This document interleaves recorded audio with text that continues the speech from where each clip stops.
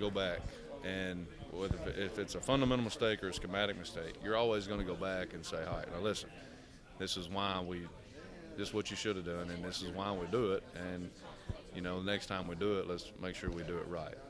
But I don't think anybody should ever come over after a great play and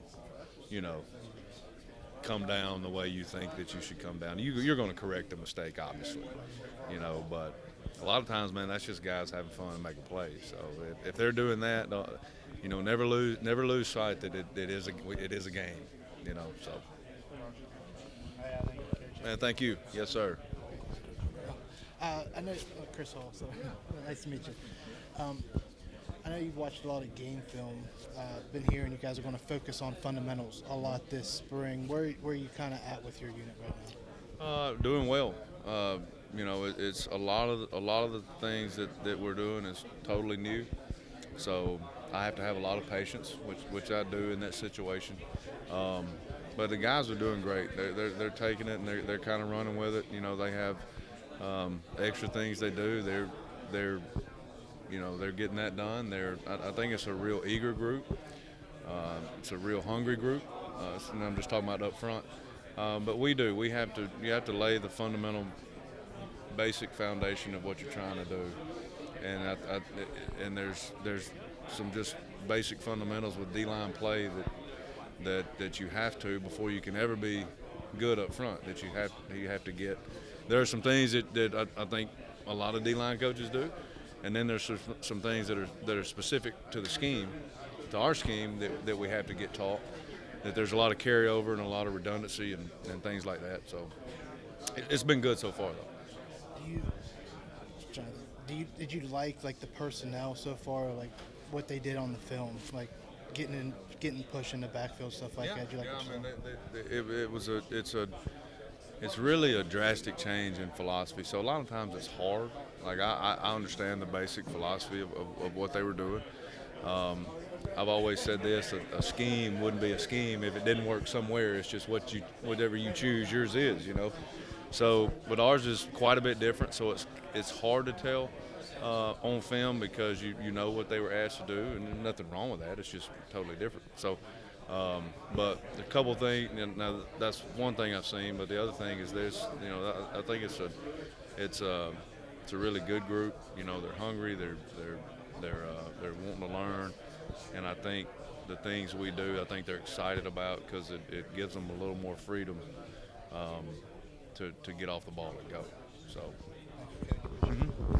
Coach Koenig said that he's open kind of to anything, 3-man front, 4-man front, whatever, what you're talking about with player evaluation. Running a 4-man front, how many linemen do you have to have ready to play to make that effective? Well, I think I don't know what the average play count in the Big 12 is. Let's just say that it's upper 70s. Upper 70s. Yeah. Okay, so you look at that and you want to try to have, whether it's your top guy's 30, your next guy's 20 and your next guy's 20, or maybe you have two guys you can get 30 apiece and you need that 10 to get you through, and those are things that we'll try to figure out through the spring and the summer. And we've got to. One of the reasons we were successful up front at Troy is we rolled 9 to 10 D linemen a game in. And that you're not going to solve that till you dive into recruiting. So, that's kind of I want to be able to roll 3 deep in the game. It really just depends on the production of the first guy versus the second guy versus the third guy, on kind of what your rep count needs to be. And then obviously the more you figure out what a certain guy's stamina is, will kind of tell you, even though he may be your best player, of what you can get out of him, and the best you can get out of him, what that play count is. And those are things we got to figure out as we go. Looking just at the basics of it, some of the ways that you're able to roll down the fourth guy on the defensive line is using that hybrid, outside linebacker. Yep. Is that the spear or the bandit? That's the bandit. That'll be the bandit? That's what we call the bandit. That's bad because the bandit here was something else last year, so it's confusing. That seems to be kind of a fundamental of the flexibility you're talking about, finding a couple of guys that can play that, to let you go from, 3, 4, on the line to do different things. Yeah, and that's how we try to build it. And it's like I told the guy earlier. A scheme wouldn't be a scheme if it didn't work somewhere. You know what I'm saying? And I think that's the good thing about our defensive staff is everybody brings a little bit of a different base and philosophy with them.